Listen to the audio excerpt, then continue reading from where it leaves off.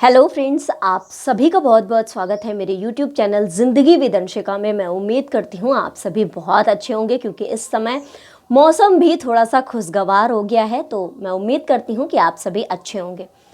Friends, अगर हम बात करें तारीख की तो आज जुलाई महीने की 2 तारीख है और दिन है मंगलवार। मंगलवार के दिन तो हम सभी हनुमान जी की पूजा करते हैं, लेकिन अगर हम देखें हिंदी पांचांग को तो आज हिंदी पांचांग के अनुसार आषाढ़ मास की कृष्ण पक्ष की एकादशी तिथि है और आज की जो एकादशी है उसको योगिनी एकादशी के नाम से जाना जाता है। वैसे तो हर एकादशी की व्रत और पूजन में विष्णु भगवान के पूजन का विशेष महत्व होता है, लेकिन योगिनी एकादशी के व्रत और पूजन में विष्णु भगवान का विशेष पूजन अर्चन किया जाता है और इसका एक अलग ही विशेष महत्व रहता है। साथ ही विष्णु भगवान के पूजन के साथ साथ तुलसी माँ का भी पूजन अर्चन किया जाता है और एकादशी के दिन व्रत और पूजन अर्चन करने से माता रानी यानी तुलसी माँ विशेष रूप से अपने सभी भक्तों को फल प्रदान करती हैं और उनके सभी मनोरथों को पूर्ण करती हैं। तो फ्रेंड्स, हम बात करते हैं कि आज के दिन क्या खास हुआ था। तो फ्रेंड्स, आज के दिन जन्म हुआ था मोहम्मद अजीज जी का, जो कि एक बहुत अच्छे गीतकार रहे हैं और उनके गीत आज भी हमारे मन को सुकून पहुंचाते हैं। इनका जन्म हुआ था वर्ष 1954 में आज के ही दिन यानी 2 जुलाई वर्ष 1954 को कलकत्ता, जो कि अब कोलकाता के नाम से जाना जाता है।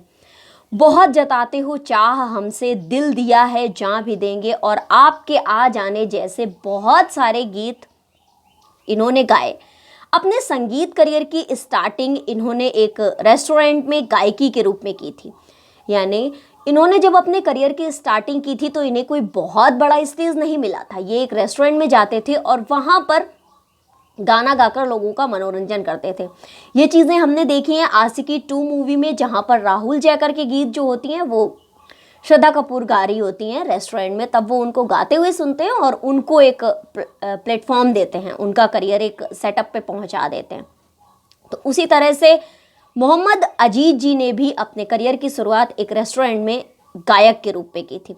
वर्ष 1984 में इन्होंने बांग्ला फिल्म ज्योति से फिल्मी करियर की शुरुआत की और उस फिल्म में इन्होंने गीत गाए।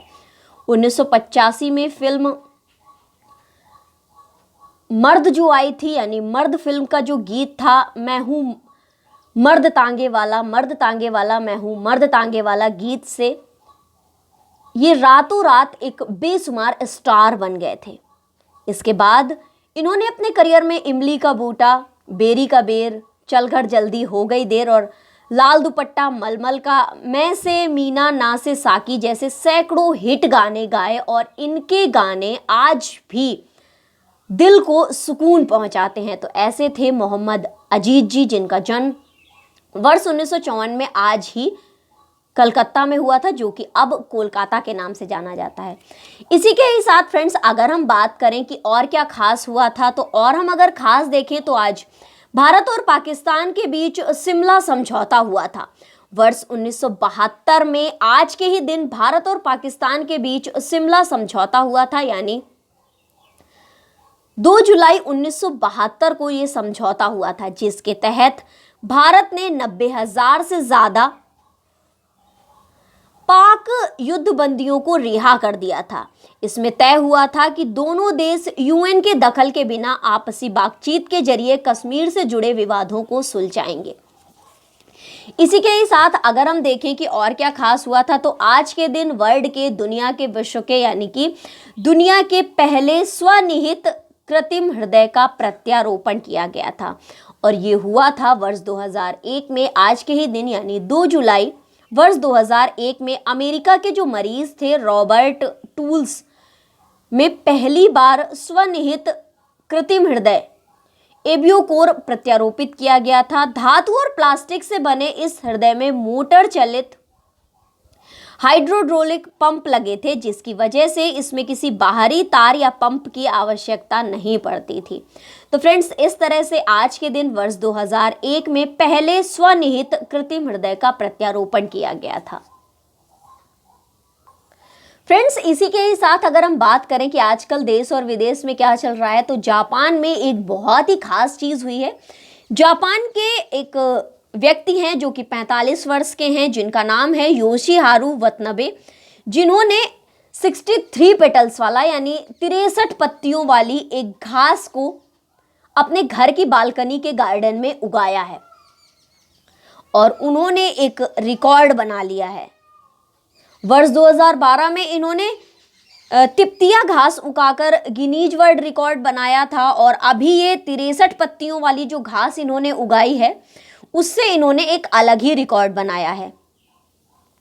इससे पहले ये रिकॉर्ड जापान के ही शिगियो ओबारा के नाम था, जिन्होंने वर्ष 2009 में 56 पत्तियों वाली तिपतिया घास उगाई थी। लेकिन अब जो है ये योशीहारू वतनबे, इन्होंने 63 पत्तियों वाली घास उगा दी थी, मतलब उगा दी है। इसकी शुरुआत इन्होंने वर्ष 2012 में की थी।